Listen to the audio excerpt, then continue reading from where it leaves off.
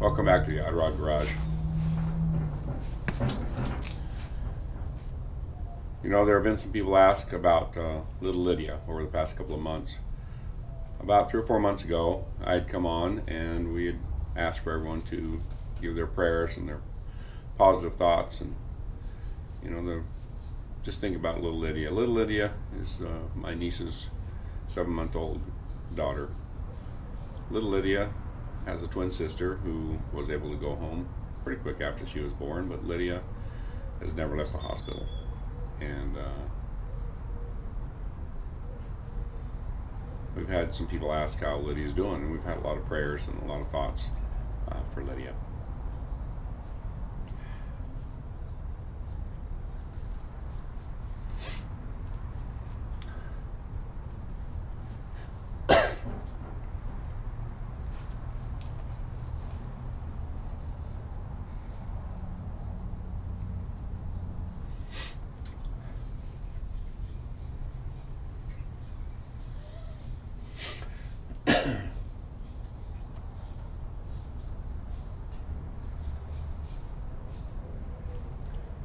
Sorry about that.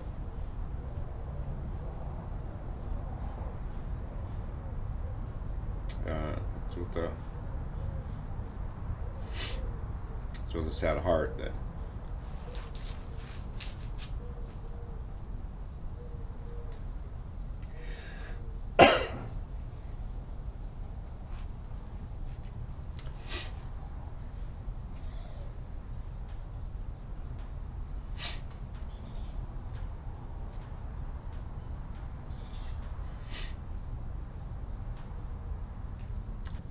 it's with a sad heart that I have to tell you that little Lydia passed away yesterday. She passed away on the 3rd of July.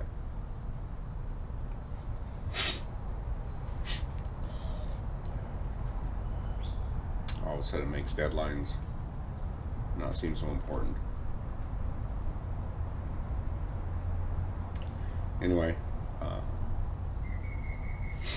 it was wonderful to have her on this earth for that short period of time. Please send out your prayers and thoughts for Emily and Sam, her parents. We're going to go ahead and give you a video doing the 9-inch on Ben's truck, but anyway, please just keep them in your thoughts.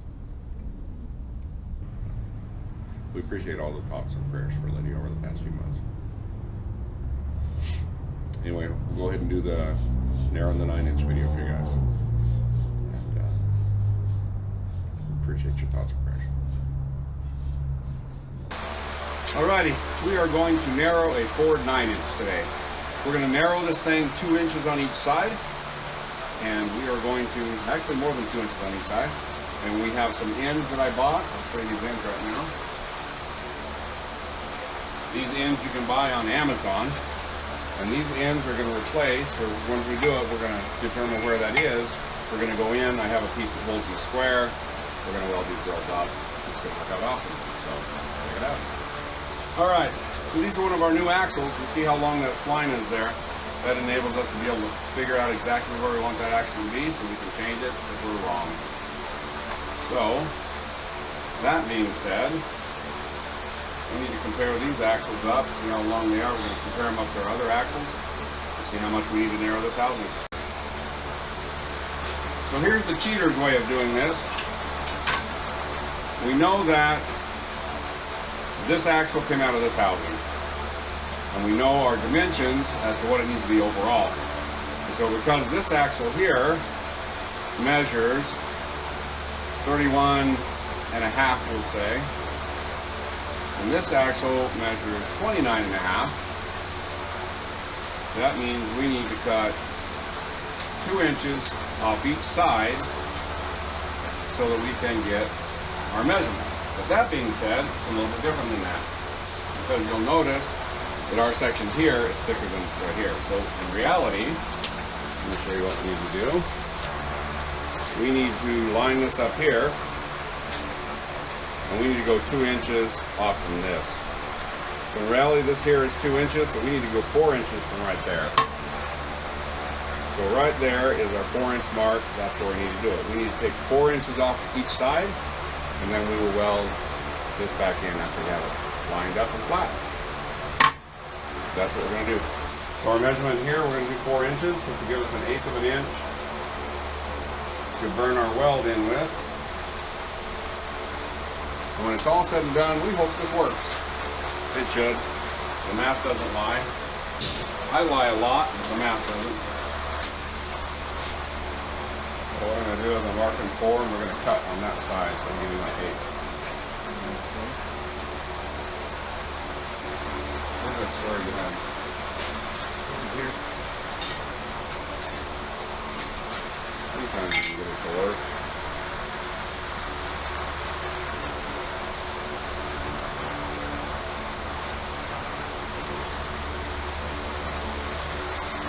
Alright, I got my line across here.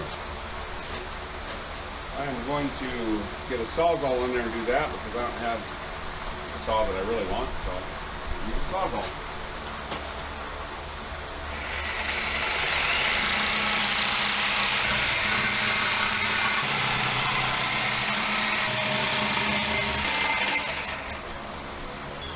Andrew, could you grab that other side and hold this in this position for me?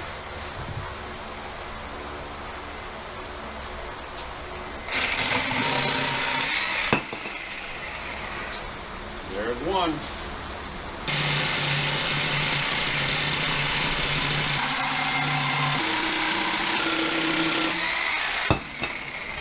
That was miserable.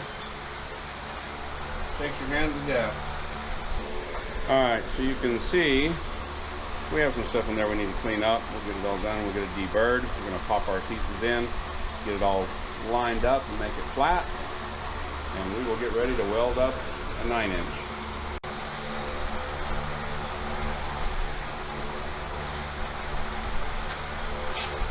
Sometimes you have a day where nothing's going right. Sometimes you have a week where nothing goes right. Sometimes it's a month. Well, we're going to get ready to install our ends, and they're 1/8 inch too big in diameter, which I can fix on a lathe, but not for 3 or 4 days. So we have another housing over here that's a little narrower than we were originally going to use. We're going to pick it up here, see if it might work, and we'll just have the ability to put bigger tires on when we decide to. See if that works. All right, well, we got another day ahead of us. And today I'm going to be trying to work on the 9-inch rear end. We started doing an arrowing job on the other day. We ended up with some problems. I cut some pieces down so they fit inside the housing. And we're going to see if we can get this thing narrowed up today. Yesterday you saw when we were cutting the housing, we got in and we couldn't get the pieces to fit in. The size was wrong. And I couldn't find any different sizes on the internet, so I ended up having to trim them. Originally I thought this additional 4 9-inch housing might work for us, but it too had the same exact exterior dimension. We're going to get the other one put back upon here. We're going to get it cleaned up. We're going to get our area set where we line these up properly. We're going to weld our ends in so that we can get this rear end in the truck. You see here we've already cut this in, both ends actually. But today we're going to get it blown out and cleaned out so that we can get our ends welded in, and we will make some progress on this girl. To begin with, we're going to clean it out as good as we can here, but since I couldn't find any brake clean, we will wait on that until the end. But we'll get our pieces welded in here, and when we do our full clean on it, we'll blow down all through here. We'll get this thing all cleaned up.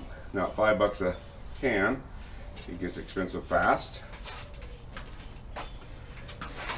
but hey, you do what you got to do, right? You don't want that stuff getting into the gear oil, because trust me, it'd be much more expensive to replace gears than it would be to spend an extra $5 on a can of brake clean. Now these, what we're going to do is we're going to make these perpendicular to this 90 degree here. So I'm going to get some straps and get this to where it's secured up, and then we'll be able to put a level on this end over here. I'll show you how I do it. I'm sure somebody that has an actual jig can do it much easier than I can. But I don't have that. So sometimes we just, hey, do what you got to do. Now if I can find the strap. All right, so in a scenario like this, friction is your friend. Inside an engine, friction is not your friend. But out here, friction is. So we'll take our strap from our piece here, wrap it around and back to it. We'll be able to tighten it down, get ourselves positioned, and then hold it there. Let's see here.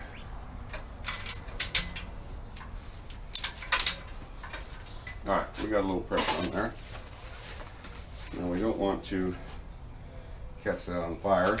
Not that we'll be welding right there, but a bunch of sparks are going to fly.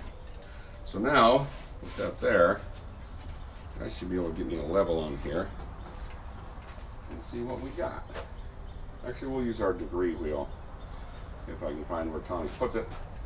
2 hours later, couldn't find the degree wheel. I'm just going with the level. All right. So a level can do more than just level. It can also give you plumb. Level is this way, plumb is this way. So we have a plumb right there. Now we'll get ready for some ends. And so you can see here, because of that bump, it's not like I can lay this on there. So I'm going to put a couple bolts in there, and I'll set it on the bolts, and I'll be able to get my level that way.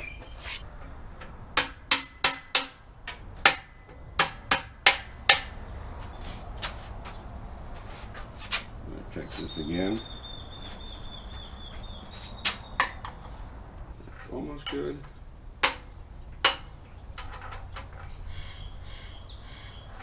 Alright. Alright, we're going to try and pop this in there. And then we'll level it afterwards. I think I'm pretty close in there.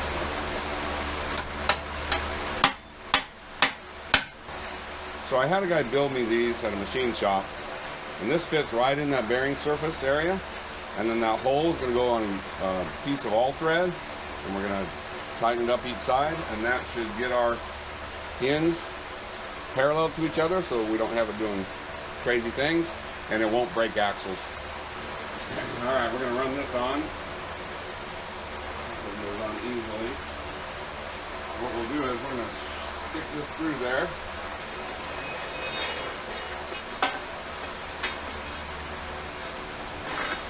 Oh, we're going to pop that end out. Stab it just perfect. No. But it didn't do any damage. Alright, we're going to take this guy right here. We're going to slide it over that all thread. Well, it's supposed to fit. It's actually a pretty precise fit. It doesn't thread on, but it definitely is tight enough that there won't be a lot of play in it.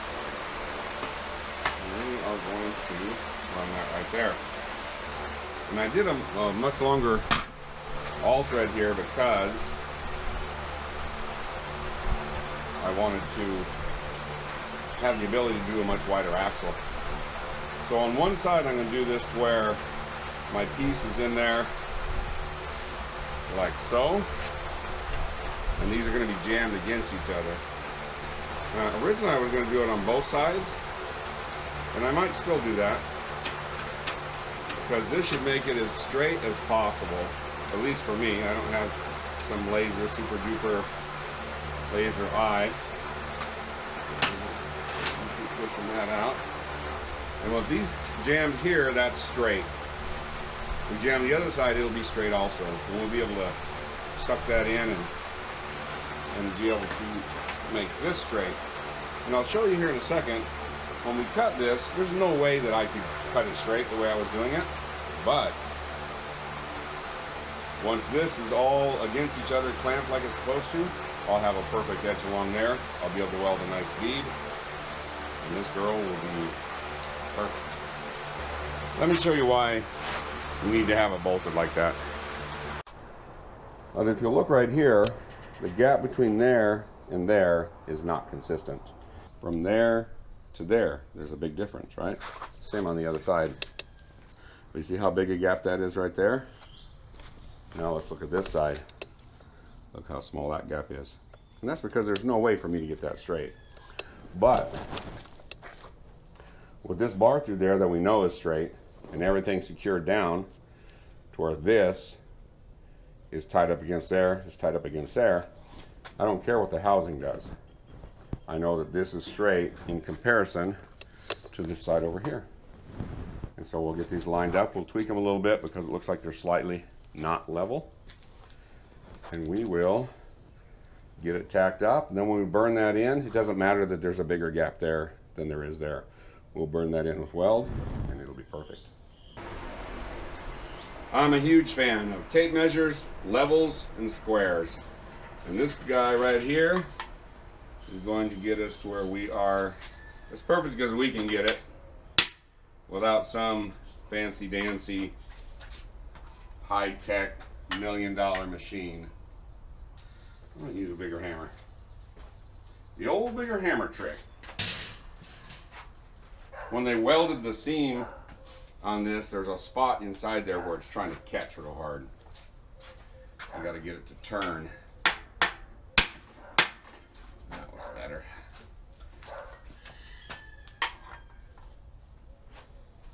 There's no such thing as too big a hammer.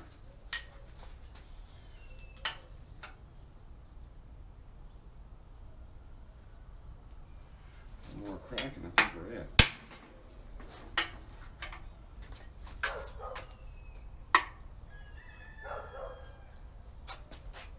All right, I got everything ready to roll. I'm going to put some tack welds on this, then we'll burn her in.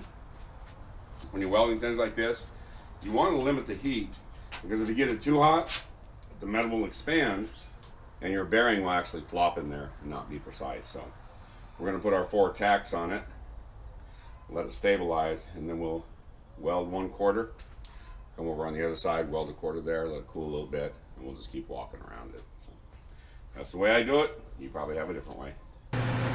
All right, this is the point of no return. We're going to get our tacks on there, do one more check. We're going to leave our bars in there to keep it stable. And we're going to start welding this girl up. Yeehaw.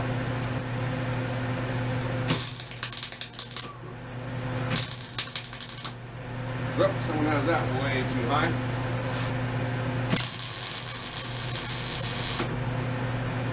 When you're welding, you want to sound like bacon frying.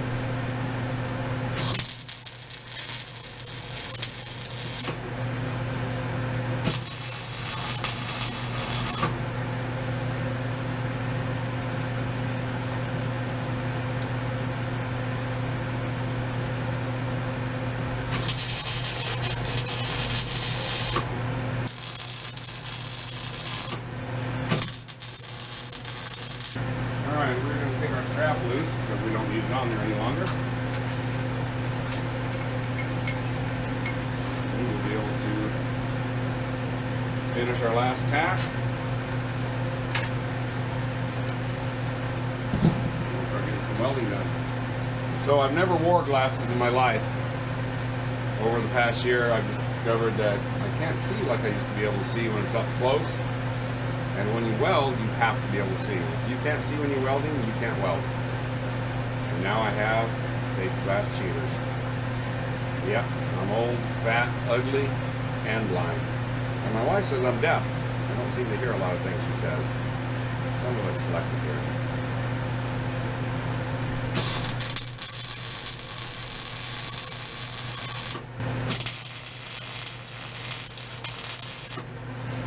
All right. We want to make sure that we have a nice weld because we don't want it to leak gear oil out of there. So we need to make sure that we overlap our weld well.